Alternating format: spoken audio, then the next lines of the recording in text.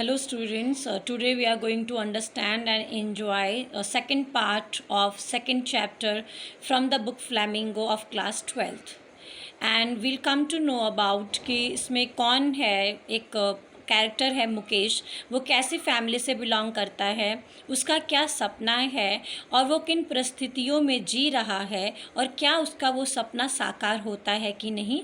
तो आइए बच्चों, आनंद भी उठाते हैं इस चैप्टर का और इसको समझने की भी कोशिश करते हैं। I want to drive a car. Mukesh insists on being his own master. I will be a motor mechanic, he announces. Mukesh कहता है कि मुझे एक गाड़ी चलानी है और इंसिस्ट का मतलब होता है फोर्स करना। वो कहता है मैं मास्टर बनूंगा, मैं अपने आप एक गाड़ी खरीदूंगा और कहता है कि मैं फ्यूचर में एक मोटर मैकेनिक बनूंगा। Do you know anything about cars? I ask. मैंने पूछा मुकेश से कि तुम्हें कार्स के बारे में कुछ पता है कि नहीं। I will learn to drive a car, he answers looking straight into my eyes. और मेरे आंखों में उसने देखा एक आत्मविश्वास के साथ, एक कॉन्फिडेंस के साथ, और कहा कि मैं गाड़ी चलाना, कार चलाना सीखूंगा। His dream looks like a mirage amidst the dust of streets that fill his town Firozabad, famous for its bangles. और उसकी आंखों में जो सपना है वो ऐसा लगता है कि जो फिरोज़ाबाद की जो गलियां हैं, जो मिट्टी से भरी हुई हैं, जो गरीबी से ग्रस्त हैं, लगता है कि जो इसका सपना है एक ऐसे मृग के भांति है जो कस्तूरी की तलाश में यहाँ वहाँ भटक रहा है। उसी प्रकार लगता है कि मुकेश का जो ये सपना है मोटर मैकेनिक बनने का, क्या वो कभी पूरा होगा या नहीं। Every other family in Firozabad is engaged in making bangles. Firozabad में जो परिवार हैं, जो लोग हैं, सभी परिवारों के जो लोग हैं वो चूड़ी बनाने का कार्य करते हैं। It is a center of India's glass blowing industry where families have spent generations working around furnaces। और ये जो फिरोज़ाबाद है, यहाँ पे जो लोग रहते हैं, हर घर में जो व्यक्ति हैं वो चूड़ी बनाने के व्यवसाय से जुड़े हुए हैं। भट्टियों में उन्होंने अपनी ज़िंदगी भर कार्य किया है। उन्होंने भट्टियों के आसपास काम किया है, कांच को पिघलाते हुए, चूड़ियाँ बनाते हुए। For all the women in the land it seems, ऐसा लगता है कि फिरोज़ाबाद की जो स्त्रियां हैं उन्होंने अपनी पूरी ज़िंदगी चूड़ी बनाने का ही कार्य किया है। Mukesh family is among them, और इनमें से एक परिवार मुकेश का भी है। None of them know that it is illegal for children like him to work in the glass furnaces with high temperatures, in dingy cells without air and light।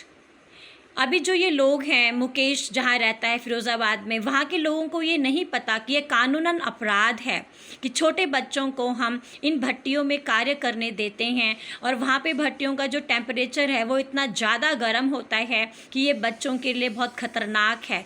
Dingy का मतलब होता है डार्क, अंधेरा बहुत ज़्यादा है उस कमरे में। डिंजी का मतलब dark, without light. That the law, if enforced, could get him all those 20,000 children out of the hot furnaces where they slog their daylight hours, often losing the brightness of the eyes। और क्योंकि ये इन लोगों को पता ही नहीं है तो 20,000 जो बच्चे हैं वो इन भट्टियों में दिन रात काम करते हैं, अंधेरे में काम करते हैं, और जो उनकी आँखें हैं उनको भी खतरा है, उनकी आँखों की जो रोशनी है वो भी जा सकती है। लेकिन इन लोगों को ये बात ही नहीं पता कि ये कानूनन अपराध है कि हम छोटे बच्चों को ऐसे भट्टियों पे कार्य करवाएं। We walk down stinking lanes choked with garbage, past homes that remain hovels with crumbling walls। So उसके बाद ऑथर हमें बता रही है कि वो जब फिरोज़ाबाद में गई तो वो वहाँ जो गलियाँ थी वो बहुत तंग थी। स्टिंकिंग का मतलब होता है बदबूदार, स्टिंकिंग मतलब बदबूदार, लेन्स मतलब गलियाँ थी जिसमें कि गार्बेज है, कूड़ा करकट है, वो इकट्ठा हो रखा है। और जो घर हैं उनकी दीवारें टूटी फूटी हैं, दरवाजे भी बहुत टूटे फूटे हैं, हिल रहे हैं, डगमगा रहे हैं दरवाजे, कोई खिड़कियां नहीं हैं। Crowded with families of humans and animals को एग्जिस्टिंग इन अ प्राइमेवल स्टेट। और इन घरों में इंसान और जानवर साथ में ही रहते हैं और घर इतने तंग हैं और उनमें रहने वाले इंसान और जानवर संख्या में बहुत ज़्यादा हैं. He stops at the door of one such house, bangs a wobbly iron door with his foot. और उसके बाद मुकेश एक घर में रुकता है और उस घर का जो दरवाज़ा है बुरी तरीके से टूट रखा है और उस दरवाजे को वो पैर से अंदर की तरफ खोलता है. Pushes it open. We enter half-built shack. और जब हम अंदर जाते हैं तो वो आधा बना हुआ है. In one part of it, thatched with dead grass, is a firewood stove over which sits a large vessel of sizzling spinach leaves. और जब हम अंदर गए तो हमने देखा कि जो वो घर है उसके एक कोने पे घास पड़ा हुआ है, दूसरी जगह में स्टोव रखा हुआ है, उसके ऊपर एक बड़ा सा बर्तन है और उसमें पालक के पत्ते हैं और आवाज़ आ रही है किसी पालक के व्यंजन के बनने की. On the ground in large aluminium platter are more chopped vegetables. और ज़मीन में एक बड़ी सी थाली है एल्यूमिनियम की, उसमें कटी हुई सब्जियां हैं. अ फ्रेल, बेटा फ्रेल का मतलब होता है कमज़ोर, वीक. एक कमज़ोर young women is cooking the evening meal for the whole family. Through eyes filled with smoke she smiles. मुस्कुराती हुई, धुएं के कारण आँखों में आंसू हैं और इस प्रकार एक कमज़ोर यंग औरत घर का खाना बना रही है सदस्यों के लिए. सी इज़ द वाइफ ऑफ, वह मुकेश के बड़े भाई की पत्नी है. उम्र में वो ज़्यादा बड़ी नहीं है लेकिन वो अब एक बहू की भूमिका अदा कर रही है. अब वो घर की बहू है और घर में जो 3 पुरुष हैं उनकी जिम्मेदारी उठाती है. एक उसका हस्बैंड है, एक मुकेश है उसका देवर और दूसरा इन दोनों के पिताजी हैं, मतलब कि इस औरत के ससुर. When the older man enters, she gently withdraws behind the broken wall and enters. और जब इन दोनों के पिताजी, मुकेश के पिताजी आते हैं तो ये जो लेडी है ये अपना घूंघट ओढ़ती है और दीवार के पीछे छुप जाती है. ये भारतीय सभ्यता और संस्कृति के अनुसार ऐसा होता है. As custom demands, brings her veil closer to her face. veil होता है घूंघट. और जैसे कि भारतीय सभ्यता संस्कृति के हिसाब से जब कोई बड़ा व्यक्ति आता है तो हमारी जो बहुएं होती हैं वो घूंघट करके अपने मुंह को छुपा लेती हैं. इस प्रकार ही मुकेश की भाभी ने भी किया था. In this case the elder is an improvised bangle maker. और यहाँ पे जो ये मुकेश के फादर हैं ये बहुत ही गरीब हैं और ये भी बैंगल मेकर हैं, चूड़ी बनाने का व्यवसाय करते हैं. बहुत सारे सालों के बाद, बहुत ज़्यादा मेहनत के बाद इन्होंने केवल एक घर ही बना पाए और वो घर भी टूटी हुई हालत में है. ये अपने बच्चों को school, send his 2 sons to school. All he has managed to do to teach them what he knows, the art of making bangles. और वो इस बात में नाकामयाब रहे कि अपने दोनों बच्चों को स्कूल भेज पाए. वो केवल अपने बच्चों को चूड़ी बनाने का कार्य ही सिखा पाए हैं. हम मुकेश के फादर की बात कर रहे हैं. इट इज़ हिज कर्म, his destiny, says Mukesh grandmother. और मुकेश की दादी कहती है ये तो इसका कर्म है, इसका भाग्य है. और उसके बगल में वो बैठी हुई थी और ग्लासेस जो हैं, चूड़ियाँ जो हैं उनको पॉलिश कर रही थी. Can a God given lineage. बच्चों ये इम्पॉर्टेंट है फ्रेज़. इसका मतलब है कि भगवान ने इन्हें जिस व्यवसाय के लिए चुना है और इनका व्यवसाय क्या है, चूड़ी बनाने का, हम उसकी बात कर रहे हैं. तो ये कह रहे जो हमारा व्यवसाय है ये हम कभी भी बदल नहीं सकते. Born in the caste of bangle makers, they have been nothing but bangles. They have seen nothing but bangles. और जैसा कि इनका जन्म चूड़ी बनाने वाले परिवार के घर में हुआ है तो इन सब लोगों ने बचपन से वृद्ध अवस्था तक चूड़ियाँ ही देखी हैं. अलग अलग रंगों की, अलग अलग कलर्स की चूड़ियाँ ही इनको देखने के लिए नसीब हुई हैं. लाई इन द माउंट्स इन अनकैम्प्ड. अनकैम्प्ड होता है डर्टी, अनकैम्प्ड का मतलब होता है डर्टी. तो इनका जो डर्टी यार्ड है, आंगन है, उसमें काफ़ी सारी चूड़ियाँ सूख रही हैं, कहीं कोई पॉलिश हो रहा है, अलग अलग कलर्स की हैं. So pushed by young man along the narrow lanes of the shanty town. और यहाँ पे जो हैं कहीं पर जो 4 व्हील्ड कार्ट है गाड़ी है उसके ऊपर भी काफ़ी सारी चूड़ियाँ हैं। और यहाँ पर हम बात कर रहे हैं कि जो ये टाउन है, जो ये फ़िरोज़ाबाद है, ये एक शैंटी टाउन है। शैंटी होता है डर्टी, गरीबी से ग्रस्त। And in dark hutments next two lines of flames और फ्लिकरिंग ऑयल लैम्प्स, और आसपास क्या है, छोटे छोटे दिए हैं, लैम्प्स हैं, ठीक है, उनमें रोशनी है, और उसके आसपास बैठे हुए हैं लड़के लड़कियाँ और उनके माता पिता, जो कि ये चूड़ी बनाने का कार्य कर रहे हैं। Their eyes are more adjusted to dark than to the light outside, और इनकी आँखें ज़्यादा जो अडेप्ट हैं वो अब अंधेरे के हैं, क्योंकि ये दिन भर अंधेरे में कार्य करते हैं, तो इनकी आंखें जो हैं वो अंधेरे में एडजस्ट होना बेहतर समझती हैं बजाय कि लाइट से। That is why they often end up losing their eyesight before they become adults, और यही कारण है कि ये बच्चे वयस्क होने से पहले, जवान होने से पहले अपनी आँखों की रोशनी ये खो देते हैं, क्योंकि इनका जो बचपन है वो चूड़ी बनाने के व्यवसाय में ही गुजरता है। बगल में एक जवान लड़की बैठी हुई है, सविता, उसने गुलाबी रंग के कपड़े पहने हुए हैं, और उसके बगल में एक बुजुर्ग औरत है जो कि चूड़ियाँ बनाने का कार्य कर रही है। उसके हाथ में टोंग्स का मतलब चिमटा होता है, चिमटे से वो कार्य कर रही है और इस कार्य करने में वो बहुत निपुण है। और जो ये लड़की बैठी हुई है उसको ये जो चूड़ियाँ हैं इनकी पवित्रता का एहसास नहीं है। उसे नहीं पता कि जो ये लाल रंग की चूड़ियाँ बना रही है भारतीय सभ्यता संस्कृति के हिसाब से इसका कितना महत्व है। तो भारतीय सभ्यता संस्कृति में जो लाल चूड़ियाँ होती हैं सुहाग की निशानी होती हैं, और अचानक एक दिन ये लड़की के हाथों में ये लाल चूड़ियाँ होगी, सिर पर लाल घूंघट होगा, लाल चुनरी होगी, और इसके हाथों में मेहंदी रची हुई होगी, और इसके हाथों में चूड़ियाँ होंगी, लाल चूड़ियाँ होंगी जो कि सुहाग की निशानी हैं। और एक दिन ये भी दुल्हन बन जाएगी इसी बूढ़ी औरत के जैसे जो कि इसके बगल में है। तो बगल में जो ये औरत है इसके हाथ में लाल चूड़ियाँ तो है, लेकिन इनकी आँखों में रोशनी नहीं है, और ये हमें कहती है कि एक वक्त से शेर भर खाना भी नहीं खाया। इस प्रकार ये औरत हमें कहती है, और उसकी जो आवाज़ है उसमें बिल्कुल भी खुशियों की झलक नहीं है। ड्रेन्ड होता है, कमी, खुशी की कमी नहीं है, दुख से भरी हुई है उसकी आवाज़।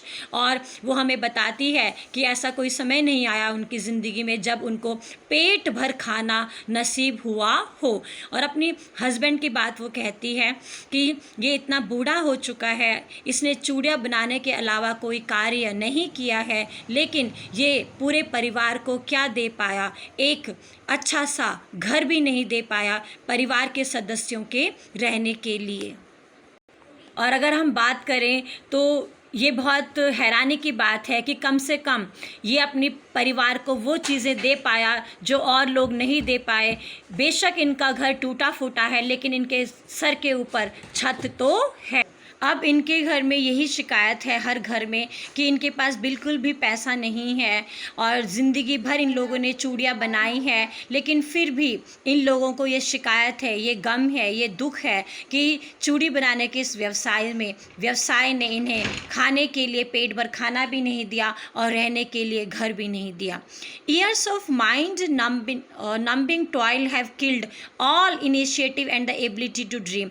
ये बेटा बहुत इंपॉर्टेंट है। माइंड नंबिंग टॉयल का मतलब यहाँ पे जो ये चूड़ी बनाने का व्यवसाय है उसके लिए हमने ये फ्रेज़ यूज़ किया है कि चूड़ी बनाने का व्यवसाय इतना ज़्यादा दिमाग को थकाने वाला है, इसीलिए हमने चूड़ी बनाने के कार्य को कहा है माइंड नंबिंग, कि दिमाग को थकाने वाला। टॉयल मतलब हार्ड वर्क, कि इससे इनके जो सपने हैं वो सब टूट चुके हैं। अब इनके दिमाग में सपने देखने तक की भी हिम्मत नहीं है।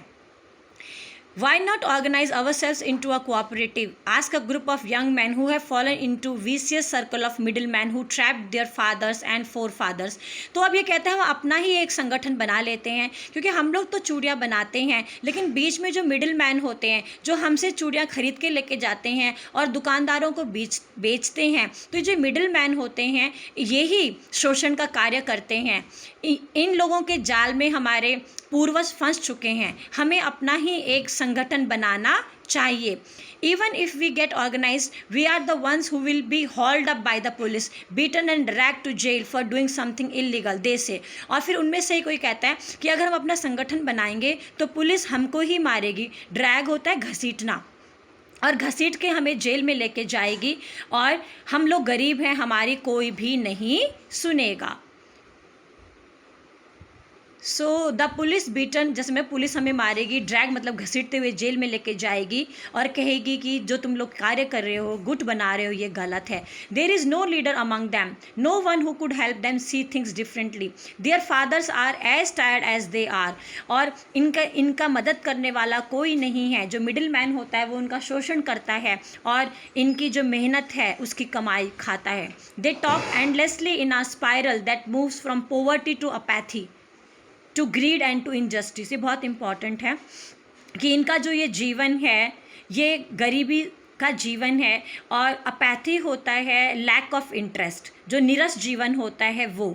तो इन लोगों का जो जीवन है वो गरीबी से ग्रस्त है और बिल्कुल भी इनको जीने में अब मज़ा नहीं है, और इनके साथ इनजस्टिस होता है, न्याय नहीं होता, और जो ग्रीडी लोग होते हैं, जो मिडिल मैन लोग होते हैं, वो इनकी मेहनत की कमाई खा जाते हैं. Listening to them, I see two distinct worlds. One of the family caught in a web of poverty. जब मैंने इन लोगों की हालत देखी तो मुझे ऐसे दो प्रकार के परिवार दिखाई दिए. एक वो जो गरीबी में ग्रस्त हैं, गरीबी में जकड़े हुए हैं. एक तरफ हमें वो परिवार देखने को मिलते हैं जिनका चूड़ी बनाने का व्यवसाय है, जिनका इसी कास्ट में जन्म हुआ है. स्टिग्मा होता है कलंक, ठीक है, कलंक है कास्ट का. और यहाँ पे ये इसलिए कह रहे हैं कि जो चूड़ी बनाने का जो इनका व्यवसाय है ये इनके लिए कलंक के समान है, क्योंकि इस व्यवसाय ने इन्हें अंधेपन के अलावा कुछ भी नहीं दिया. एक रहने के लिए छत भी नहीं दिया और पेट भर खाना भी नहीं दिया. और दूसरी तरफ हमें वो परिवार दिखाई देते हैं जो साहूकार हैं, जो मिडिल मैन हैं, जिसमें कि पुलिस भी आती है, जिसमें कि कानून के रखवाले भी आते हैं, जिसमें ब्यूरोक्रेट भी आते हैं. ब्यूरोक्रेट होते हैं गवर्नमेंट ऑफिशियल्स, और जिसमें राजनेता भी हैं. ये वो लोग हैं जो इन गरीब लोगों की मेहनत की कमाई खाते हैं, और इनके वजह से गरीबी से ग्रस्त चूड़ी बनाने वाले लोग अंधकार का जीवन जीते हैं. Together they have impose the baggage on the child that he can not put down. इन सब ने मिल के साहूकार ने, पुलिस ने, ब्यूरोक्रेट ने, पॉलिटिशियंस ने, कानून के रखवालों ने, इन सब ने मिलकर फिरोजाबाद के बच्चों के कंधों के ऊपर एक ऐसा कार्य डाल दिया है जिसको कि वो चाहते हुए भी उस कार्य से वो पीछा नहीं छुटा सकते. और वो कार्य है चूड़ी बनाने का, और उसके बावजूद भी इन्हें खाना नसीब नहीं है, एक घर नसीब नहीं है. Before he is aware he accept it as naturally as his father. और जब किसी भी बच्चे का जन्म होता है और जैसे जैसे बच्चा बड़ा होता है तो प्राकृतिक रूप में वो इस व्यवसाय को स्वीकार कर लेता है जिस व्यवसाय में उसके पिताजी हैं. To do anything else would mean to dare, and daring is not a part of growing up. और वो कह रहे हैं कि ऐसे परिवार में अगर कोई बच्चा चूड़ी बनाने के अलावा कुछ और कार्य करना चाहता है, किसी और कार्य का सपना देखता है, तो ये अच्छा नहीं माना जाता, उसको इस चीज़ का अधिकार नहीं है. When I sensed a flash of it in Mukesh, I am cheered. लेकिन जब मैंने मुकेश में देखा कि ये चूड़ी बनाने के व्यवसाय से हटकर एक मोटर मैकेनिक बनना चाहता है तो मुझे बहुत ज़्यादा खुशी हुई. I want to be a motor mechanic, he repeats. और उसने दोबारा बोला, चाहे कुछ भी हो जाए मुझे मोटर मैकेनिक ही बनना है. He will go to garage and learn. But the garage is a long way from his home. उसने कहा मैं गैरेज में जाऊंगा और मोटर मैकेनिक का जो कार्य है वो सीखूंगा. I will walk, he insist. और इंसिस्ट मतलब होता है फोर्स करना. वो कहता है चाहे कुछ भी हो जाए मैं पैदल जाऊंगा लेकिन मैं मोटर मैकेनिक ही बनूंगा. Do you also dream of flying a plane? He suddenly silent. No, he says. और मैंने उससे पूछा क्या तुम ये सपना भी देखते हो कि तुम कभी प्लेन उड़ाओगे? लेकिन अचानक वो कहता है बिल्कुल नहीं. And still has murmur, there is an embarrassment that has not yet turned into regret. और वो कहता है नहीं, मैं तो केवल मोटर मैकेनिक ही बनना चाहता हूँ. He is content to dream of that. He sees hurtling down the streets of his town. Few airplanes fly over Firozabad. वो ये जो मुकेश है, जब मैंने उससे ये सवाल पूछा कि तुम पायलट बनना चाहते हो, तो उसको एम्बेरस्ड फील हुआ, उसको बहुत अजीब सा लगा, शर्मिंदगी महसूस हुई, उसको रिग्रेट हुआ। रिग्रेट होता है पश्चाताप, रिग्रेट का मतलब पश्चाताप। उसको ये महसूस हुआ, वो अपने सपने से कंटेंट है, सेटिस्फाइड है, संतुष्ट है, जो उसने सपना देखा है मोटर मैकेनिक का। और ये उसने कब देखा है? क्योंकि जो उसकी गलियां हैं उसमें ऐसी गाड़ियां आती जाती रहती हैं। हर्टलिंग का मतलब क्विकली आना जाना, तो गाड़ियों का जो आना जाना होता है, इन गाड़ियों के आने जाने ने ही मुकेश को सपना दिया है कि वो मोटर मैकेनिक बनेगा, और उसका ये सपना वो साकार करना चाहता है, क्योंकि फिरोज़ाबाद के ऊपर एरोप्लेन्स तो बहुत ही कम उड़ते हैं। सो स्टूडेंट्स, ये था हमारा पार्ट 2 लॉ स्प्रिंग का, और इसमें हमने पढ़ा कि मुकेश फ़िरोज़ाबाद से बिलोंग करता है, उसका मोटर मैकेनिक बनने का सपना है, और फ़िरोज़ाबाद चूड़ियों के लिए मशहूर है, और वहाँ के लोगों की ज़िंदगी कैसी है, और फिर भी जो मुकेश है वो अपने सपने को साकार करना चाहता है। सो स्टूडेंट्स, मुझे उम्मीद है कि आप लोगों को ये चैप्टर समझ में आया होगा बच्चों। अब इसको समझने के बाद आप ध्यान से चैप्टर की स्टडी कीजिए, एंड आपके एग्ज़ाम्स में आपको बहुत हेल्प भी मिलेगा। कोई भी प्रॉब्लम हो स्टूडेंट्स, तो वीडियो को देखने के बाद आप मुझे अपनी प्रॉब्लम ज़रूर लिख के भेज सकते हैं। Thank you.